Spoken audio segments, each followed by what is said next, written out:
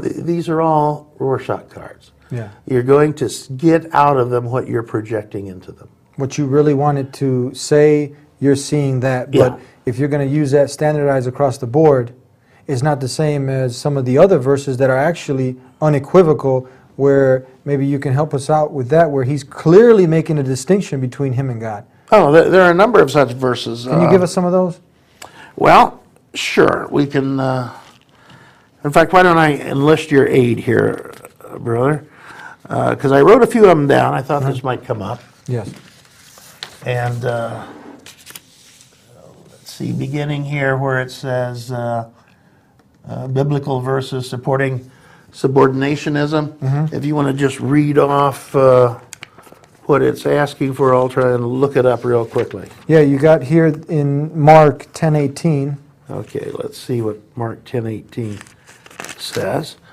And I'm reading from the New Revised Standard Version. Jesus said to him, "Why do you call me good? No one is good but God alone." I mean, that's kind of, not leaving room for, too much interpretation. I mean, it's straight to the point. Yeah. Yeah. Tell us John 5:19. This is John 5:19. Jesus said to them, "Very truly I tell you, the Son can do nothing on his own, but only what he sees the Father doing. For whatever the Father does, the Son does likewise." The Son can do nothing on his own. So if he's God, he should be able to do everything. Sure. I mean, and he's saying that he can't do nothing. Yeah, he's clearly saying he's subordinate to God. Okay, we don't need actually even your master's degree to figure this one out. Yeah, that's right there. Yeah, okay, how about John 30? 5:30. 5:30. Okay. Again, words of Jesus, supposedly. "I can do nothing on my own. As I hear, I judge, and my judgment is just, because I seek to do not my own will, but the will of him who sent me." So if he's God, who's he being sent by now? Yes, exactly. Okay. And again, can do nothing on his own. John 14:28.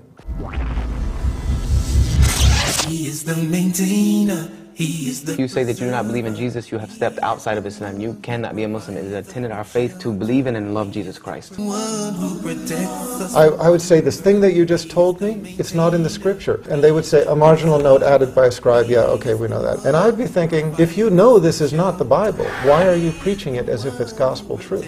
Us from hunger.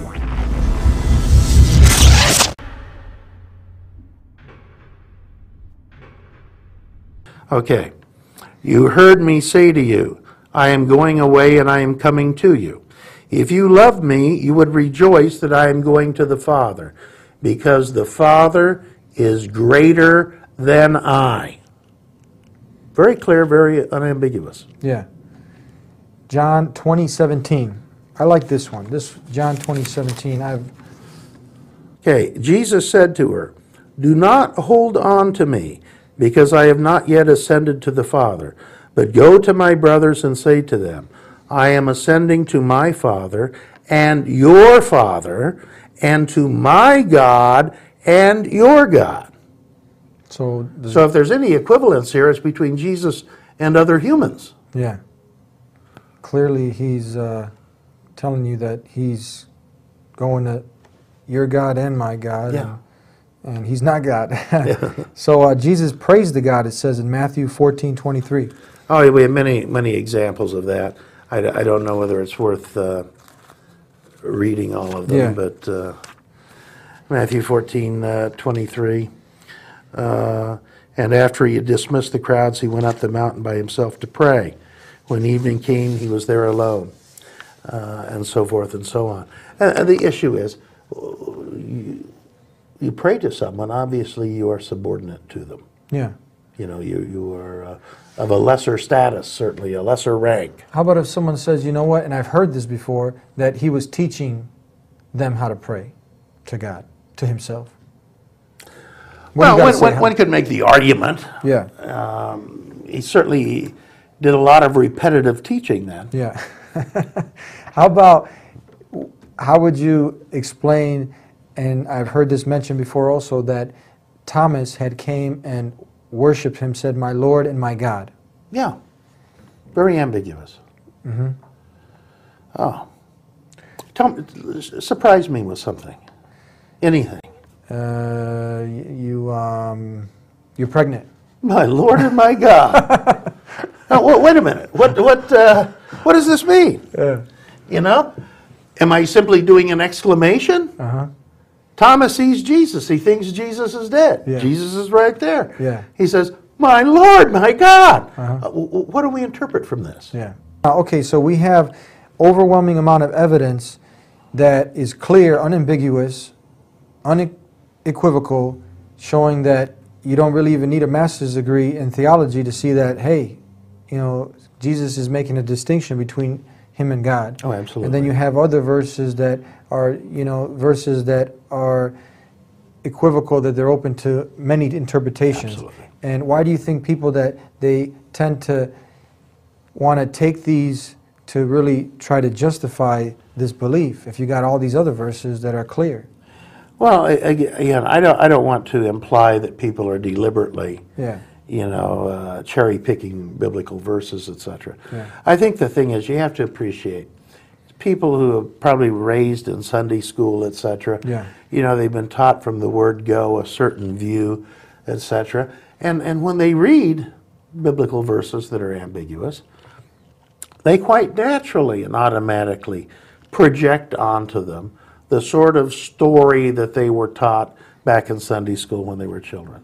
So it's kind of just wanting to stick to what maybe your grandparents, forefathers, you know, you're defending something that, you know, you just want to really fit, you want to make sense. And I mean, does a person just go to any bounds to do that, you think? No, and again, I think you're implying more intentionality than Yeah. there often is. I mean, people have been trained to understand things in a certain way. Yeah.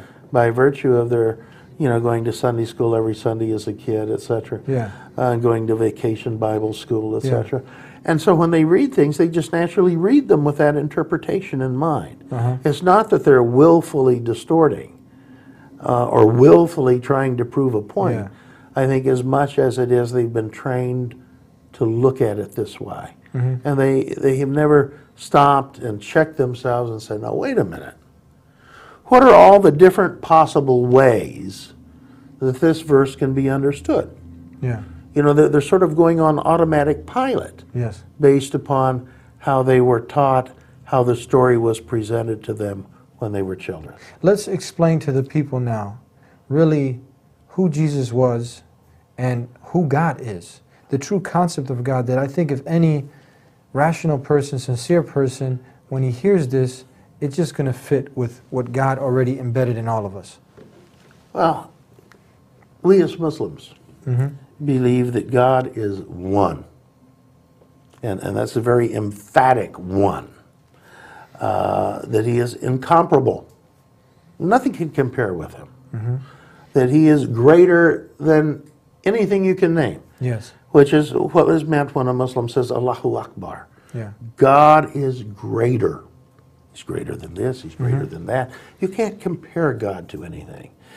And as far as conceptualizing God, you know, we humans, our minds are too minuscule, too finite. We can't ever get a totally comprehensive mental understanding of God. He's beyond our human intellect. That is the greatness and the majesty and the awesomeness of God. But there are some things we can say. God is unity. God is one. God is love. This is one of the names of God we find in the Quran. Al-Wadud, the loving. God is the loving. God is the compassionate. Ar-Rahman. Yes. Another one of the names for God mentioned in the Quran. God is the merciful. Ar-Rahim. Another one of the names of God mentioned in the Quran. So we as Muslims see God as one, as incomparable, as being a loving, compassionate, and merciful God. Also a just God, Yes. but a God that is loving, compassionate, and merciful. And the true nature of Jesus, what does a Muslim believe about this messenger? That Jesus was fully human, but that obviously as a prophet and